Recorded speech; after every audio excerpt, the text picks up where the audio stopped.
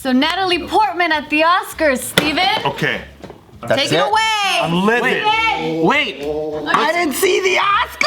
First, let me show you some context. But don't you guys talk about Natalie, because I'm white and I can only talk about Natalie. Okay, fine. Thank you. You're the representative. I'm kind of white. I have a lot of You do look very white. All right, so here's Natalie Portman at the Oscars, and she's wearing a cape that She's so beautiful. that has female directors' names what is this? Embroidered? I'm so glad she's not a fucking In hypocrite. gold? Oh, thank God. Yeah. Oh, wait. Thank God she's not a fucking hypocrite. So what's going on? That's sarcasm because Rose McGowan, Why does she have such a big voice these days? No, because she was assaulted by Harvey Weinstein. Oh. Like she was. That's how it started. Okay, my She was bad. raped by him. She was leading the meet. No, that's okay. That's not your bad. Like you didn't know. So yeah, so she was raped by Harvey Weinstein, and that's why now a lot of people. I mean, when she says something, people are like, "Yo, I want to hear you now because I didn't hear you before." Yeah. So that's how she started? Been vocal about it. Yeah. Rose McGowan is pointing out how Natalie Portman is a what is it? Hypocrite. Oh my gosh, yes. So she was saying that because a lot of people, like the media, they were saying that Natalie Portman is so brave for her protest, her silent protest by having female directors' names in this cape, and so she was saying that. What was the point of having the directors' names? Because of the fact that snubbed. They didn't get nominated. Okay. For Oscars. Was it because they were women or because they sucked? Well, the thing is that it's really hard for female Subjective. directors to get any sort of nomination. I remember Angelina Jolie was directing something. And Well, then it's Angelina Jolie. As far as hiring, when it comes to hiring people, the amount of men to women is nuts, right? There have only been 5 women directors ever to be nominated in the 92-year history of the Oscars. And one of them had to be James Cameron's wife first before she got nominated. Like, yo. That's. Well, she got it afterward, but That's still. annoying. Okay, now go off. Okay. Wait, so did he teach her a lot of skills? Is that why? Come on now. Come on now. I'm not saying that. I'm saying who you know in Hollywood is so fucking important. It has to do with everything. And by the way, who you know in life is important. It is. Like everyone in this room, probably because we know people have benefited, right? Right. So that's the point. So Natalie Portman is a master hypocrite because she uses movements like Me Too, movements like let's represent people. She didn't use Me Too, but I'm saying that she uses these movements to generate clicks for herself. She knows when she puts on this outfit, it's going to generate a certain amount of clicks for herself and get herself a certain amount of limelight. She's so hot. Well, sure, but that's not enough. She has to become relevant in the spotlight. And so to do that, she puts these female directors on and she's like, bitch, they should have fucking given an Oscar to these people. But Natalie Portman's own production company wouldn't hire a female director. In fact, the only female director in like the 8 or 9 productions they've done, or maybe herself. More, it's herself. So what if she's so stupid that she's all like, oh, you know what? I'm a woman. I should be hired as a director more.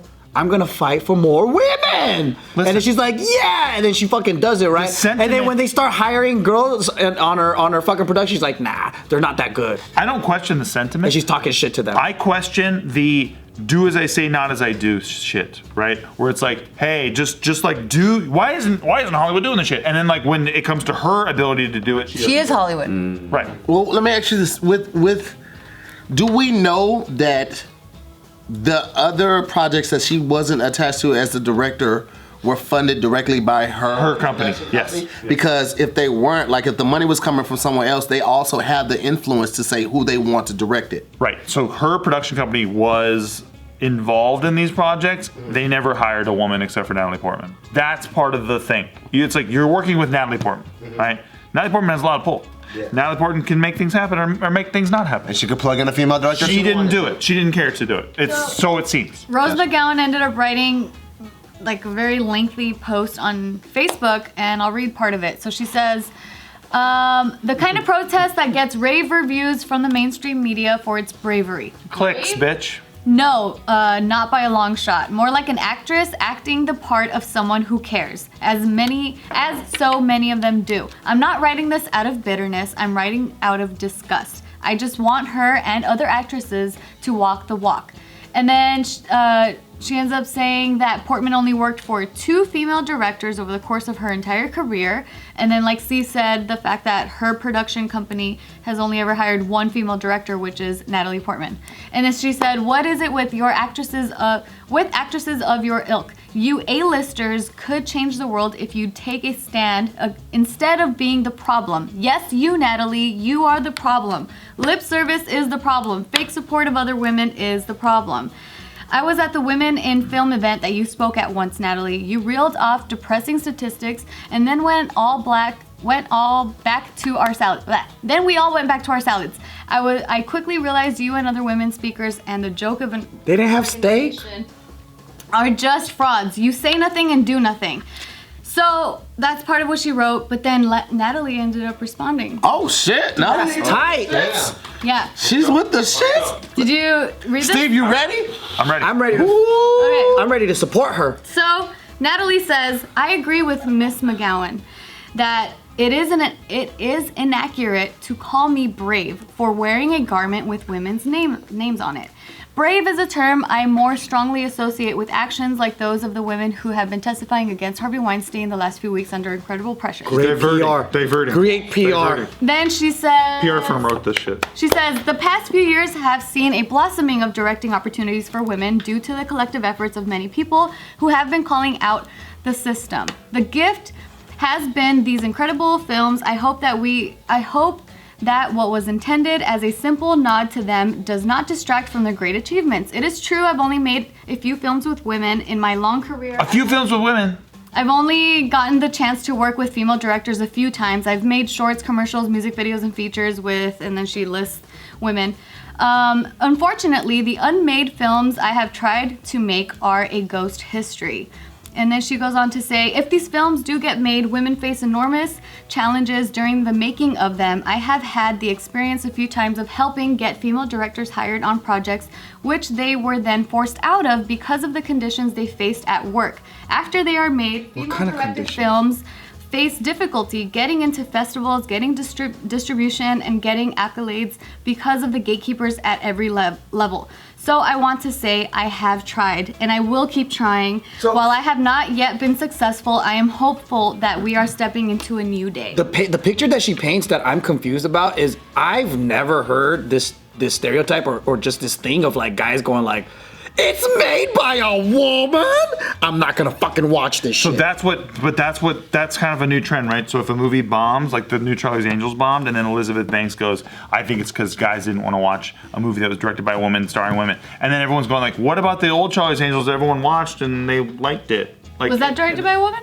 No, but it was starring women. Yeah. So everyone's going like, why the fuck? Did moviegoers don't generally know who the fuck directed something. No, they never know. No. So they just watched it because they're like, I think Cameron Diaz is probably hot. I think Lucy Liu's hot. I think, that Drew Barrymore. It was also very sexualized. No doubt. Oh yeah. But that's what works, right? So like generationally, wherever the fuck you are in the world, usually sex sells, right? That's the thing.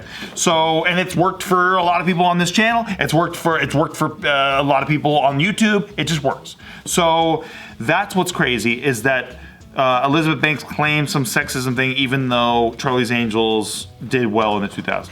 And I'm surprised. I don't know. Why did she right. explain the fact that she didn't hire any women directors in her production She didn't company? because she didn't have an argument. She diverted the argument. Because she kept making classic. excuses like, "I tried," Yes. and then they get canceled because the other men don't allow her. Or because but of then the I'm like, but conditions. you're the fucking gatekeeper. It's your production. Your company, yeah. And there's no doubt, by the way, It doesn't make a fucking there's sense. no doubt in my mind that sexism exists in Hollywood. I know what that shit is because it's always like, let's get a girl, we'll cast her, she needs to look a certain way, she needs to be a certain dumbness or seem like that so she's not too intimidating to men or whatever the fuck, or whoever's watching this movie, she can't look too intelligent. Like that kind of shit is baked into the It's hella layers. When you write scripts, a lot of times it's like, yo, this chick is hot as fuck, and you're just trying to describe somebody who you think that the audience will connect to, but then you're like, wait, I just wrote that she's hot as fuck. Why did I write that? Because it actually helps people visualize your script and visualize a commercial success. So it's all baked into the cake of how we all view shit in culture. when I watch a movie, I am more inclined to like a character if I find them attractive. And that's how men are wired. And women are more likely to like a character if they find them attractive, like Ryan Gosling. So it's, Even women too. Women watching Right. women too. Exactly. Because they either want to be them or they look up to them. Exactly. It's just it's a very primal fucking trait that you can count on to have your money make money. So when people do huge investments in something, they want that investment. The ROI. And so let's have our ROI pay off. Let's hire hot people. And so that's where the whole thing gets fucked again. It's not that it's fair. It's just that it's life. And so that kind of becomes the thing. But Catherine Bigelow, she's a fucking Academy Award winning. She did the Hurt Locker. Not Deuce Bigelow? She did not do Deuce Bigelow. Damn. Missed opportunity. Deuce Bigelow. But no, she was married to James Cameron. So a lot of people, I'm sure even she would say, like, yeah, that gave me a leg up in this shit. But then a lot of people say, well, women are wired differently than men. So it's less likely that a woman would take on the fucking stress of a production because they're less likely to try to do stressful jobs compared to men. As far as statistically, guys are more likely to be deep sea welders than women. Duh. Like, because it seems like a tough gig. It seems like you could die from it, and you can. It's very dangerous. So there's a lot of things that are all happening at once that you can't just blame one thing on and say it's so simple. And I know on the I've heard a common female side of the argument is if you have the power to shape culture, you should use those dollars to shape the culture because you have that responsibility to do so. Because of the way that it is right now, it's kind of like which came first, the movies or what people wanted. So then what people are used to in the movies is our idea of what a hot sexualized woman is, right? But then if we can desexualize it through media and change how we view women, that's also a tactic that can be done. And it's the responsible thing to do according to, I think, the female perspective that I heard. Yes. So it's really difficult to blame a group is what I'm saying. No doubt. But when you have guys in media who can take their shirts off and it can be on every poster in LA, and then a woman takes her shirt off and it can't be on any posters in LA, you have sexualized these women. So now when their bodies are now taboo, so when you see their bodies, like, oh, I don't know. Like it's all kind of part of the fucking problem, right? Yeah. It's not so, you can't just go, this is the one solution, this is the one thing. It's a big fucking mess. It's low IQ thinking to go, it's one group's fault for anything. They can't wait to fucking do this or that. It's really just a bunch of people trying to make money and like, what's the best way to do that? And it's not that it's good. It's that's how other people make money on productions. Like a lighting guy makes money because the director made money, because the producer made money, because the movie made money. Like it's a lot of things at once. It's not so fucking simple, but everyone makes it simple because we all can't read that deep into things. Well, and we don't live that world. Quickly and move on. And we don't live that world either, to know the multi-layer or whatever. And it's easy to just blame something. It is, because now it helps you understand it. It's like, well... But it's irresponsible, and it's lazy. It's lazy thinking, And it's part of our stupid fucking sex shaming that we do as a culture. Yeah, definitely.